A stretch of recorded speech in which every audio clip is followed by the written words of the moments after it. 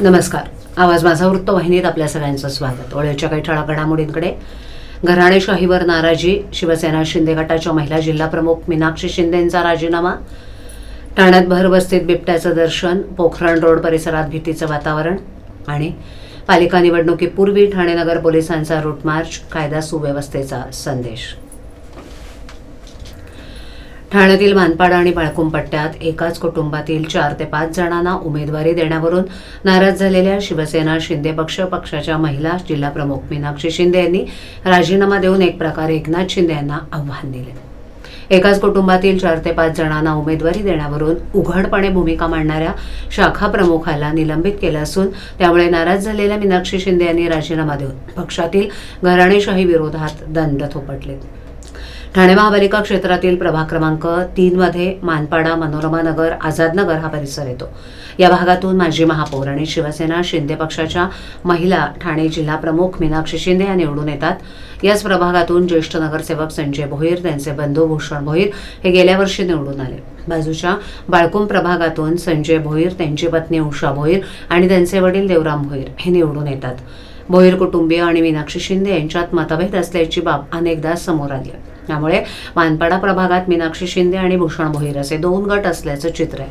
यातूनच भोईर यांच्या जागी स्थानिक पदाधिकारी किंवा कार्यकर्त्याला संधी देण्याची मागणी शिंदे गटाकडून होती. याबाबत काही दिवसांपूर्वी मीनाक्षी शिंदे यांचे समर्थक असलेले शाखा प्रमुख विक्रांत वायचळ यांनी ही उघडपणे भूमिका मांडली होती. आम्हाला बाहेरील नको तर स्थानिकच उमेदवार हवा, असं वायचळ यांनी म्हटलं होतं. या निमित्तानं त्यांनी भूषण भोईर यांच्या विरोधात सूर लावल्याची चर्चा होती. त्यामुळेच पक्षविरोधी कार्य केल्याचा ठपका ठेवत शिवसेना शिंदे पक्षाचे सचिव संजय मोरे यांनी वायचळ यांना शाखा प्रमुख पदावरून निलंबित केले. या कारवाईनंतर लगेचच मीनाक्षी शिंदे यांनी उपमुख्यमंत्री एकनाथ शिंदे यांना पत्र पाठवून त्यात आपल्या पदाचा राजीनामा दिलाय. वैयक्तिक कारणास्तव हा राजीनामा देत असल्याचं त्यांनी पत्रात म्हटलं असलं तरी समर्थक शाखा प्रमुखावर कारवाई झाल्यामुळेच त्यांनी हा राजीनामा दिल्याची चर्चा शहरात सुरू झाली. असं वाटतं की पालक म्हणून मी पण म्हणून राजीनामा दिलेला आहे आणि याच्या पुढची भूमिका मला असं वाटतं उद्या वरिष्ठांशी बोलून मी स्पष्ट करेन. आपल्या एकनाथ शिंदे किंवा वरिष्ठांशी काही बोलणं झालेलं आहे का या संदर्भामध्ये, की तुमचा राजीनामा अनेकांसाठी आश्चर्यचकित करणारा होता, तर त्या संदर्भात काही बोलणं झालंय का? नाही, मी राजीनामा दिलाय, अजून एक्सेप्ट झाले की नाही मला माहिती नाही, पण नक्कीच मी साहेबांशी बोलेल या विषयावरती आणि त्यानंतरच मी त्याच्यावरती तुमच्याशी चर्चा करू शकतो. महापालिका निवडणुका देखील आहेत आणि निवडणुकीमध्ये अशा प्रकारचा निर्णय घेणं, कार्यकर्त्याची बाजू मांडून घेतली किंवा त्याच्याकडून काही ऐकून घेण्यात आलं होतं का वरिष्ठांकडून, की ते अशा प्रकारचा निर्णय घेण्यात आला होता? मी तेच सांगितलं, उद्या आमच्याशी चर्चा झाल्यावरच या गोष्टीवरती मी तुमच्याशी चर्चा करू शकते आणि निवडणुकीवर कोणताही परिणाम ह्याचा होणार नाही, कारण कार्यकर्ता म्हणून आम्ही कायम शिवसेनेबरोबरच आहोत. आम्ही कुठलीही आमची भूमिका वेगळी केलेली नाही. जरी पदाचा राजीनामा दिला असेल तर कार्यकर्ता हा शिवसेनेचाच आम्ही राहणार आहोत. तर त्याच्यामुळे पुढची जी भूमिका आहे ती साहेबांशी बोलल्यावरच आम्ही स्पष्ट करतो. कारण मी प्रत्येक वेळी बोलते की इच्छा व्यक्त करणं हा गुन्हा नाहीये. कार्यकर्त्याला प्रत्येकाला वाटते की इलेक्शनमध्ये आपण पण पार्टिसिपेट केलं पाहिजे आणि प्रत्येक कार्यकर्त्याची भावना असते. तिकीट देणं न देणं हा पक्षश्रेष्ठींचा निर्णय आहे. त्यांना जर मान्य असेल तर ते तिकीट देतात, पण जर अपेक्षा कोणी व्यक्त केली म्हणून जर त्यांचा राजीनामा घेत असेल तर ही चुकीची बाब आहे आणि तीच मला वरिष्ठांच्या निर्देशनास आणून द्यायची आहे. कारण पक्षविरोधी कारवाई करत असताना पक्षाला गालबोट लागेल असं जर कोण काम करत असेल तर त्याच्यावर कार्यवाही होणं योग्य आहे. पण नुसतं इच्छा व्यक्त केली म्हणून जर कारवाई होत असेल तर ती चुकीची आहे. गेल्या काही दिवसांपासून बिबट्याच्या मानवी वस्तीतील वावरामुळे चिंतेचं वातावरण निर्माण झालं. भाईंदरमध्ये बिबट्यानं 7 जणांना जखमी केल्याची घटना ताजी असतानाच आता ठाणे शहरात बिबट्याचं दर्शन झालंय. ठाण्यातील वर्दळीचा भाग असलेल्या पोखरण रोड क्रमांक 2 परिसरात बिबट्या दिसल्यानं नागरिकांमध्ये प्रचंड घबराट पसरली.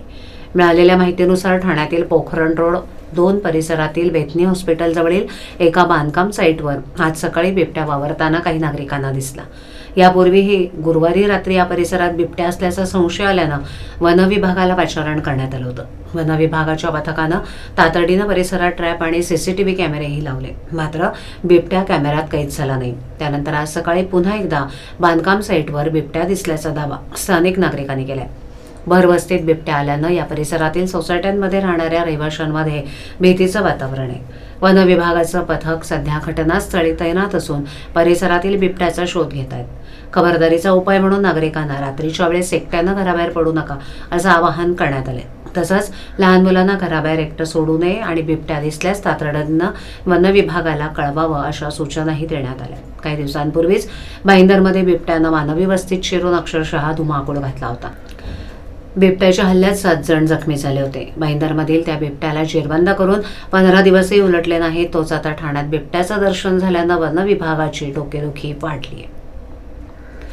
ठाणे महानगरपालिका निवडणूक 2026च्या पार्श्वभूमीवर संपूर्ण शहरात राजकीय हालचालींना वेग आला असून कायदा आणि सुव्यवस्था अबाधित राखण्यासाठी पोलीस प्रशासन सज्ज झाले. या अनुषंगानं नागरिकांमध्ये सुरक्षिततेची भावना निर्माण करण्यासाठी ठाणे नगर पोलीस ठाणे हद्दीत गुरुवारी भव्य रूट मार्चचं आयोजन करण्यात आलं होतं. ठाणे पोलीस आयुक्त आशुतोष डुमरे यांच्या आदेशानं रूट मार्चची सुरुवात गुरुवारी संध्याकाळी ठाणे नगर पोलीस ठाण्यापासून झाली.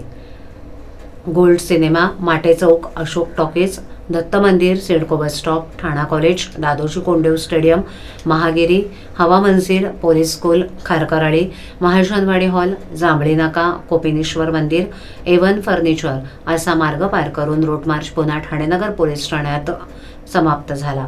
या रूट मार्चमध्ये नौपाडा विभागाचे सहाय्यक पोलीस आयुक्त संभाजी जाधव, वरिष्ठ पोलीस निरीक्षक भारत चौधरी, पोलीस निरीक्षक प्रताप भोसले, पोलीस निरीक्षक द्वारका डोके यांच्यासह RCP प्लाटूनचे 1 ते 10, SRPF प्लाटूनचे 15 अंमलदार तसंच ठाणे नगर पोलीस ठाण्याचे 8 अधिकारी आणि 40 अंमलदार सहभागी झाले होते.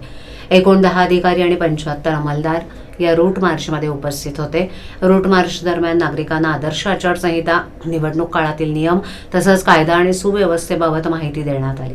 निवडणूक प्रक्रिया शांततेत, निर्भय आणि पारदर्शक वातावरणात पार पडावी यासाठी पोलीस प्रशासन सज्ज असल्याचा संदेश या माध्यमातून देण्यात आला. रूट मार्चमुळे परिसरात पोलीस बंदोबस्ताबाबत विश्वासाचं वातावरण निर्माण झालं असून नागरिकांमध्ये सुरक्षिततेची भावना बळकट झाल्याचं चित्र पाहायला मिळालं. नवी मुंबई आंतरराष्ट्रीय विमानतळाचं यशस्वी बांधकाम हे भारताच्या पायाभूत सुविधांच्या विकासातील एक ऐतिहासिक टप्पा आहे. आज पहिली व्यावसायिक विमान नवी मुंबई आंतरराष्ट्रीय विमानतळावर उतरली. यासह महाराष्ट्राचे आणि देशाचे नवी मुंबई विमानतळाचं दीर्घकाळापासूनचं स्वप्न अखेर पूर्ण झालं.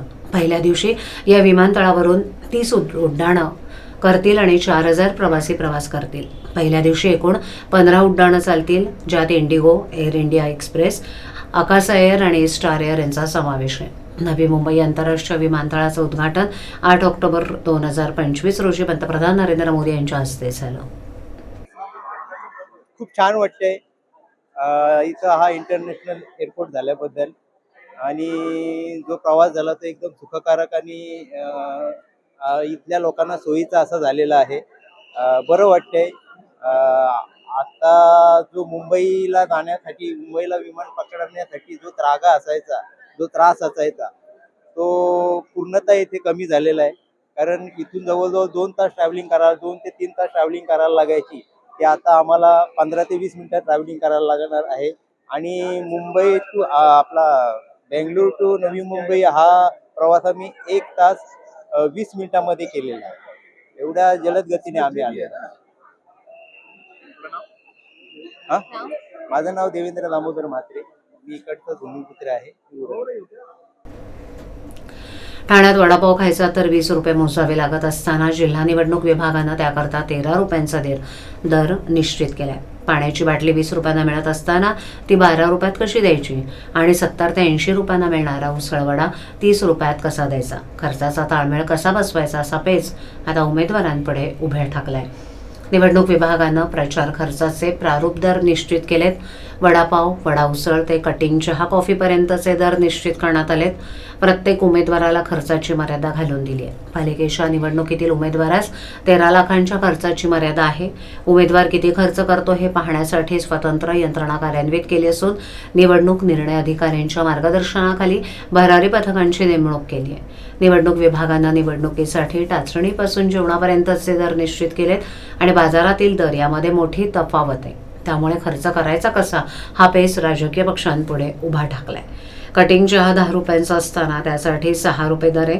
समोसा 1 नग 15, पावभाजी 90 रुपयांपासून पुढे असताना त्यासाठी 70 रुपये. साबुदाणा वडा 80 रुपये असताना त्यासाठी 40 रुपये. साबुदाणा खिचडी 35, ऑमलेट सँडविच 36 रुपये, व्हेज सँडविच प्लेन 30, चीज ग्रिल्ड सँडविच 100, पोहे 25, शिरा 25, उपमा 24 रुपये असे दर निश्चित केले आहेत. उद्धव ठाकरे यांची शिवसेना आणि राज ठाकरे यांच्या महाराष्ट्र नवनिर्माण सेनेच्या युतीकडून मुंबईसह ठाण्यातही एकत्र लढणार आहेत. ठाकरे बंधूंसह शरद पवारांची राष्ट्रवादी काँग्रेस आणि काँग्रेसही एकत्र निवडणूक लढवणार असल्याची चर्चा सुरू आहे. सध्या शिवसेना, ठाकरे गट, मनसे, शरद पवारांची राष्ट्रवादी काँग्रेस आणि काँग्रेस यांच्या जागा वाटपाची चर्चा सुरू आहे. मात्र या जागा वाटपात जोरदार रस्सीखेच सुरू असल्याचं पाहायला मिळतंय. ठाकरे बंधूंच्या युतीच्या घोषणेनंतर महाविकास आघाडीतील जागा वाटपामध्ये उद्धव सेना आणि मनसेचे पदाधिकारी अवास्तव हस्तक्षेप करू लागल्याची भावना राष्ट्रवादी, शरद पवार पक्ष आणि काँग्रेसचे नेते व्यक्त करतायत. जितेंद्र आव्हाड यांच्यासोबत 13 माजी नगरसेवक असतानाही 3 माजी नगरसेवक गाठीशी असलेली उद्धव सेना आणि एकही माजी नगरसेवक नसलेली मनसे राष्ट्रवादी पक्षाच्या कळव्यातील जागांवर दावा करत आहे. 30 जागांची मागणी करणाऱ्या काँग्रेसला केवळ 5 जागांवर तडजोड करण्याकरता ठाकरे बंधूंची युती दबाव टाकते. आम्ही सांगणार त्याच जागा तुम्हाला मिळतील अशी भूमिका उद्धव सेना, मनसेच्या नेत्यांनी घेतल्यानं महाविकास आघाडीमधील जागा वाटपाचं चर्चेचं घुराळ अद्याप संपलेलं नाही. ठाण्यात राष्ट्रवादी पक्ष महाविकास आघाडीतील मोठा भाऊ असतानाही त्यांनाही समाधानकारक जागा मिळत नसल्यानं पक्षात अस्वस्थता आहे. ठाण्यात मागील काही दिवसांपासून महाविकास आघाडीच्या बैठका सुरू आहेत. जागा वाटपावर एकमत झालेलं नाही. बुधवारी रात्री आव्हाड यांच्या निवासस्थानी झालेल्या बैठकीत उद्धव सेनेचे राजन विचारे, जिल्हाप्रमुख केदार दिघे, मनसेचे शहर प्रमुख रवी मोरे, राष्ट्रवादीचे जिल्हाध्यक्ष मनोज प्रधान आणि काँग्रेसचे जिल्हाध्यक्ष विक्रांत चव्हाण हे उपस्थित होते. ठाणे महापालिकेत 131 नगरसेवक असणार आहेत. एकूण प्रभागांची संख्या 33 असणार आहे. त्यापैकी 32 प्रभागात 4 नगरसेवक तर फक्त एका प्रभागात 3 नगरसेवक असणार आहेत. ठाणे महापालिकेच्या निवडणुकीत ठाकरेंच्या शिवसेनेनं 50 ते 55 जागांवर दावा कायम ठेवलाय, तर मनसेला 30 ते 32 जागा हवेत. शरद पवारांच्या राष्ट्रवादीला कळवा, मुंब्रा आणि राबोडीत जागा हव्यात. मात्र लोकसभेला मुस्लिम मतदारांची साथ लाभलेल्या ठाकरेंच्या शिवसेनेनं राबोडीतील जागेवर दावा केल्याची सूत्रांची माहिती आहे. राष्ट्रवादी पक्षानं राबोडीतील जागा आपल्याकडेच राखली. राष्ट्रवादी पक्षानं शहरातील काही भागातील जागा मागितल्यात. ठाकरे गटानं आणि मनसेनं त्यास नकार दिला. काँग्रेसनं 25 ते 30 जागांची अपेक्षा केली असताना त्यांना केवळ 5 जागाच दिल्या जातील असा सूर आहे. यावर काँग्रेसनं देखील नाराजी दर्शवली. त्यानंतर तुम्हाला 10 जागा हव्या असल्यास तुमचे निवडून येणारे उमेदवार दाखवा, त्यांचा सर्व्हे दाखवा, मग जागा देऊ अशी भूमिका शिवसेना, ठाकरे गट आणि मनसेनं घेतली आहे.